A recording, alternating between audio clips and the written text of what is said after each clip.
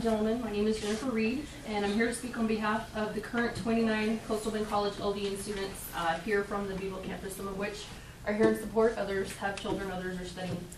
An injustice has been done that we feel is imperative to bring to your attention.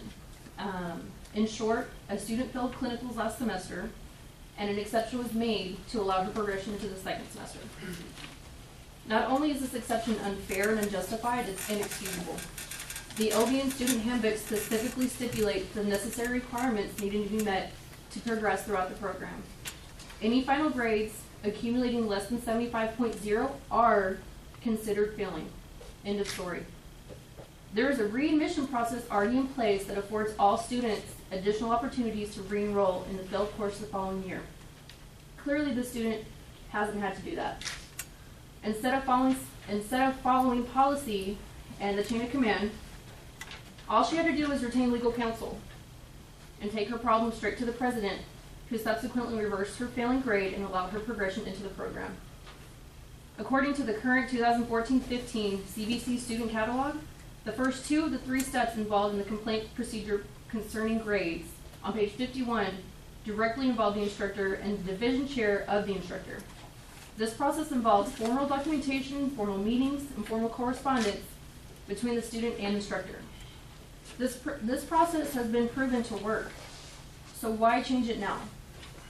Well, I believe the writing will be clearly displayed on the wall in light of the current situation I've brought to your attention after I read to you the newly proposed portion of the catalog regarding the complaint procedure concerning grades. First of all, only the first of 4 steps now involve the instructor, and in only the most minimal and informal of ways. It reads as follows. 1. Student must meet with instructor of record concerning course grade. That's it. That's it. Nothing formal about it. It then continues to steps 2 through 4 that essentially empower the Dean of Academics and or the Dean of Workforce to adjust grades according to how they see fit. If that isn't backtracking and questionable integrity of a program or policy, then I'm not sure what is. What does it say about the integrity of the school when decisions are made and then policies and procedures are modified to support said decisions?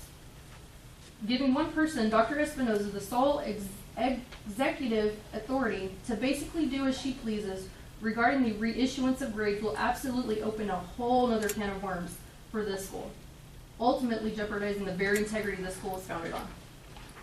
The Texas Administrative Code states in section 214.8, the program shall have well-defined written nursing student policies based upon statutory and board requirements, including nursing student admission, dismissal, progression, and graduation policies that shall be developed, implemented, and enforced.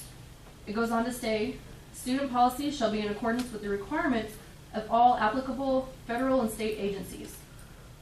The program shall maintain a signed receipt of student policies in all students' records. All Coastal Bend College students sign this form of acknowledgement regarding the grade appeal policy, which is congruent to the college-wide policy, which Dean Garcia and Vice President Dr. Wagner violated.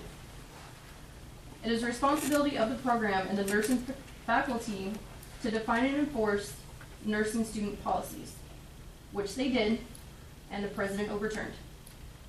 Folks, it isn't any more complicated than that. An exception was made for a student that was justified in failing her clinical course. It is the Board of Nursing that empowers all nursing instructors to essentially deem whether a student is capable or incapable of taking care of another human's life. Dr. Espinoza is in no way qualified to make such an executive decision to overturn such a critical grade. We'd also like for it to be known that the student's clinical evaluations are now being performed by her attorney's wife. Regardless that she is qualified to do so is irrelevant to the fact that she would clearly be biased. Ladies and gentlemen, I thank you for your time and consideration. Ultimately, we as a class are seeking only what is just. If this student's lifelong dream is to pursue a nursing career, then we absolutely support that dream. We love the field that we're in, and we support her if that's what her goal is, but not at the extent to make an exception to allow her progression into the program. Like everyone else before her, we feel that she should simply be withdrawn from this current program and begin the re-enrollment process for next year.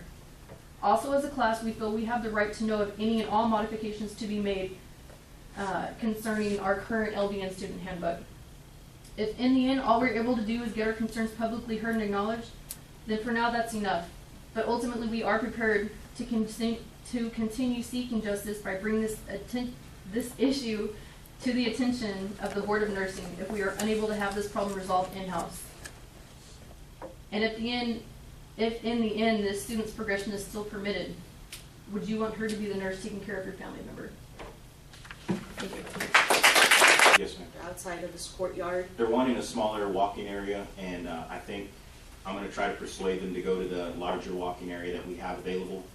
I feel it's going to be a really good turnout, so I'm trying to make it the longer versus the short one that they have. But it is expected to go on, weather permitted, and yeah, we're running with it. He's already working to engage a lot of our clubs to participate so that we can have, we're not just hosting it, we're actually engaged in being a part of it. Correct. So, yes, Relay for Life coming to CBC campus. That's good.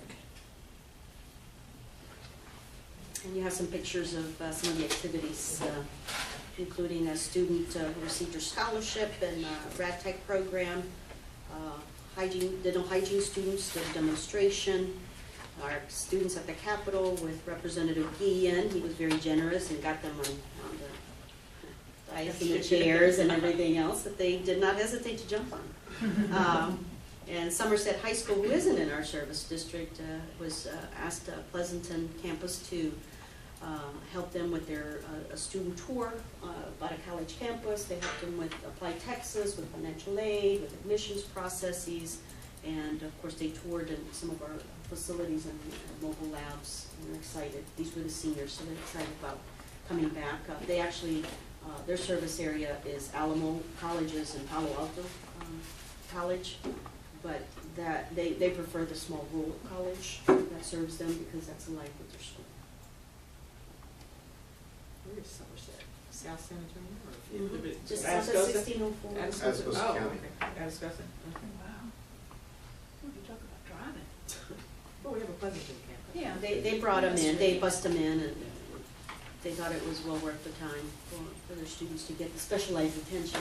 Sometimes some of the urban colleges are known for, well, they come to us anyways, we don't have to reach out to them. We do the opposite and they notice the difference, and so they come to us. They're willing to take an extra half-hour drive.